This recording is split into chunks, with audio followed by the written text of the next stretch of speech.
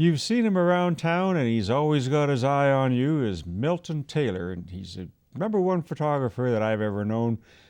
Speaking as a photographer who did this for a living, Milton, thanks so much for coming down and taking some time out of that schedule of yours. Thank you for inviting me. I want to talk a little bit about photography on the whole. You've done this for a few years now. And the changes that you've encountered from when you started to what you see today. You want to talk a little bit about that? I graduated from photography school in 1973, so I remember one of our assignments is that we had to make film. And so we did make film, and we did expose something, and it wasn't very good, but we still got an image, so it was cool. So that goes back a long ways ago, a long time ago. Photography, obviously, the biggest change has gone from film capture to digital capture, and now with digital photography, there's so much more you can do for a client, for somebody. And all these years of doing this, I've never met anyone yet that wanted to see a bad picture of themselves. So, having the tools of digital photography, we had a client in today. As a matter of fact, I'll sidetrack here a bit, and the Movember mustache was on the sun, and it didn't look so good. So the dad definitely wanted a nice big picture for home, but no mustache. So taking out a mustache is a little tricky in Photoshop, but we found a way to do it, and it looked really, really good. So perfect. When you look at getting into the photography business itself of weddings and special events and so on, those are one-time events that you really can't go back and just, can you do this over because I didn't get that picture that you wanted. What's that like for you doing that all these years to try and help bride and groom or anniversaries and baptisms, things like that, whatever you've taken events, just to capture that moment? So when you hire a professional photographer, and I'm going to put the word professional in front of photographer because there's lots of photographers out there, people with their camera phones, and they have an ability, or some of them do, and they can get an image. But a professional photographer is there to deliver a set of goods, something that's tangible that you can use. So I've done 1,500 weddings, so I think I was probably really, really, really nervous in the first few, but after that I got used to it, and I know what my equipment could do. And as a professional photographer, you always double check your equipment all the time and make sure you're there.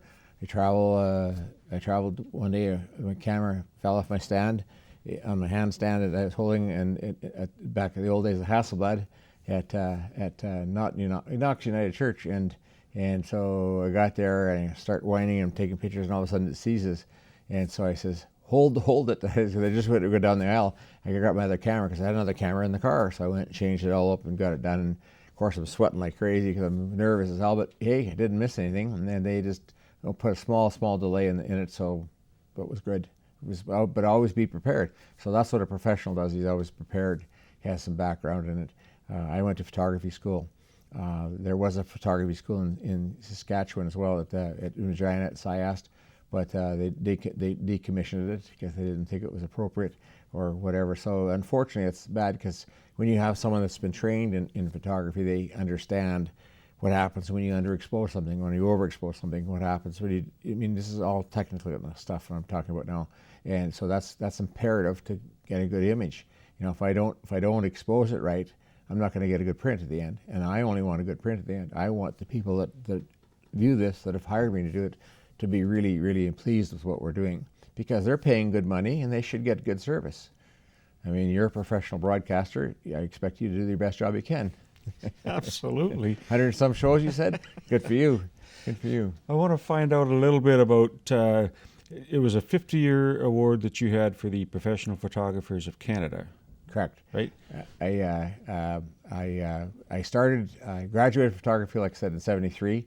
So I was a member in 1972 as a student member, but technically really the full-time fledged was in 73. So we had a function this fall, a couple of weeks ago, and they got me the pin. So it says 50 years service on it. So I've been a professional photographer for 50. So the only thing else I could say is that I was glad I was 7 when I started.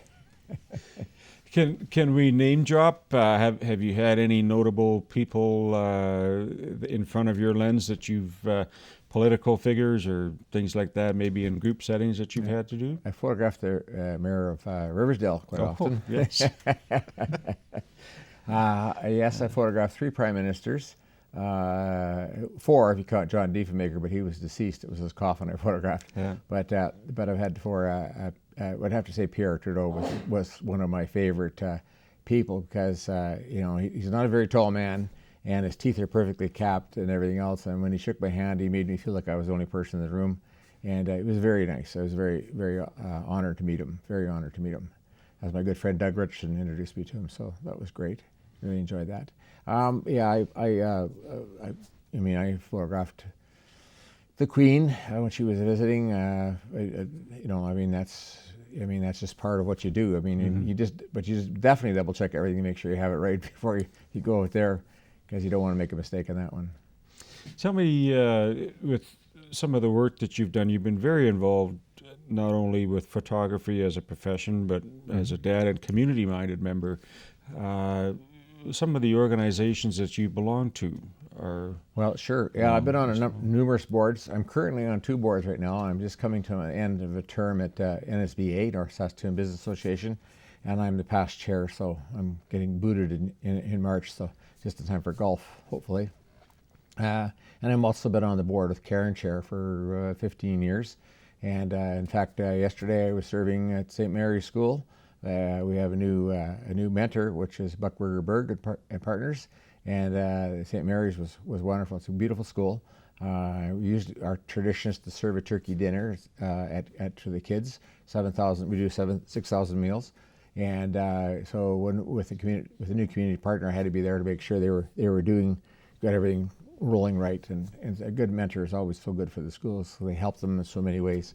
The purpose of Caring Chair is to extend to give every opportunity for the students to stay in school, because the more they learn, the better off we're all going to be. So education is the answer in this. There's unfortunately some stories that aren't so good, but I can tell you right now that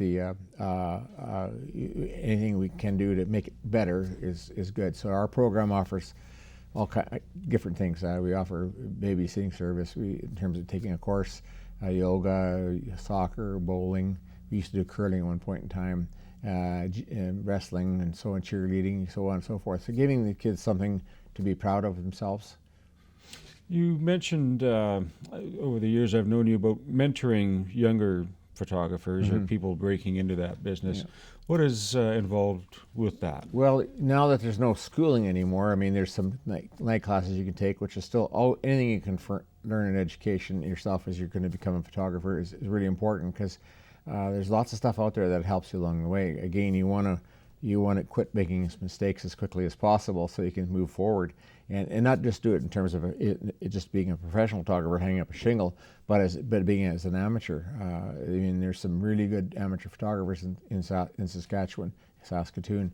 Anytime I get a chance to judge at the art shows or at the Saskatoon Camera Club, I was honored, because there's some stuff that needs to be worked on, but there's some stuff especially in environmental photography, I'm in awe quite often, because they have the patience to get that shots done. So seeing as there's no schools so much available, then I have some people that come to me and they want to show me their stuff, and I always make time for that if I can. Obviously if we're really busy, I can't, but I try to. And if they bring their stuff in and they're honest and they want a couple of pointers, I'll take them on for a little while, and I'll give them some work, and then I'll go home and work on it and bring it back, and we'll talk about this for half an hour, 20 minutes, 45 minutes, whatever it is, and then show some more work, and then I'll show them some of what I do, and back and forth. So they keep them on for a little while, and so they get a grasp of knowledge. I think it's important to always lean on that experience, because that's the only thing that we really have to learn from someone like yourself who's there's lots of books out there, but it's sometimes I find when I'm watching somebody do something or they explain something, do it in person, I'm going to pick up more from this. And you've also, just to touch on the community involvement, because there's Milton Taylor, the photographer, but there's you always refer to your mom and her quotes over the years as well, and the community garden is another big project. My mom, she's been gone now for over 4 decades. Great lady, had grade 3 education, had nothing. We really had nothing, and in Saskatoon. And she always said, "Leave the world a better place than you found it." That was one of her mottos, and so I thought that was pretty wise for someone with a grade 3 education. Remarkable lady. Yeah, the community's been really good to me. They supported imagery photography for since 1977. So to pay back is obviously a no-brainer. That's why I'm involved in these nonprofit boards, and so I do that. But the other things, opportunities happen. When I started my business, I'll do this really quickly here. A little piece of land beside us that was zoned not usable for the city. Just I forget the word they call it. Sorry, now an easement. So and I needed some gravel for my parking lot, and it had really ugly, dirty stuff, and it was weeds and everything else. So I got my friend with the Bobcat to come in and dig out a whole bunch and threw it in my parking lot. And then I said, "You better replace that with some topsoil, because I'm going to grow potatoes and give them to the food bank." And so we did that, and I would like to say I'm a better photographer than a farmer, but we did get some potatoes, and we did get it going, and we did get it rolling, and that was really good. Then the opportunity came right across the street from our studios on Duchess Street, Duchess and 3rd. So everything is the 2nd, but it's actually 3rd. So the corner between Duke and Duchess, there's 9 city lots, and the city owns it. There were 3 houses there, and they tore them down, and then they grew weeds for 1 year. So I phoned His Worship, the mayor, Mr. Atchison. I said, "Sir, Your Worship, you have weeds. You have a weed inspector. I can call him on you, or I can pick you a bouquet of dandelions." And he laughed and laughed. And I said, "Well, shouldn't we grow potatoes and give them to the food bank like we did over the other easement we had?" He said, "Sure, that's a great idea." So the mayor did get behind it. And we had to fight a lot of things to get through there, believe me. But we found a way to do it. And that's 9 seasons ago. And the Saskatoon Food Bank and Learning Center run it, and they look after it. They have an agreement with the city, lease it the land for $1 a year type thing. And so it's a really positive thing, because it's not only helping out the clients from the food bank, less fortunate. It's helping out the food bank because they're proactive instead of reactive. It's helping out their church community groups that are there, that are working on these projects that make everybody likes to, feel good about these things. It's great for the city because they're not growing weeds now. They don't have to look at they don't have to have any expense involved in it.